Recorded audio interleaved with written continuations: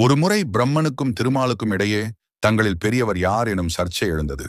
அவர்கள் இருவருக்குமான மோதலால் உலகமும் உயிர்களும் பாதிப்படையுமே என அச்சம் கொண்ட தேவர்கள் பரமேஸ்வரரை சரணடைந்தனர். அவர்களை ஆறுதல் படுத்தினார் ஈஸ்வரன். திருமாலுக்கும் பிரம்மனுக்கும் நடுவில் பெரும் நெருப்பு தூணாய் தோன்றினார். அதன் பிரம்மாண்டம் அவர்களை அயர வைத்தது. அந்த நெருப்பு தூணின் திருவடியையோ அல்லது திருமுடியையோ முதலில் கண்டு வருபவரே பெரியவர் என்று முடிவானது. உடனே பெருமாள் வராக உருவெடுத்து பூமியை அகழ்ந்து திருவடியை காணச் சென்றார்.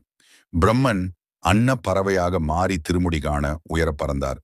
ஆனால் இருவராலும் அந்த நெருப்பு தூணின் அடிமுடியை காண இயலாமல் போனது. செய்வதறியாமல் இருவரும் துதித்து நிற்க தேவர்கள் யாவரும் போற்றி வழிபட அந்த நெருப்பு தூணின் மையத்தில் மான், மழு, அபய, வரத முத்திரை தாங்கியவராக திருக்காட்சி தந்தார் சிவபெருமான். அங்கிருந்த அனைவருக்கும் அனுக்கிரகம் தந்தவர். இவ்வாறு நான் காட்சியளித்த தினம் சிவராத்திரி ஆகும்.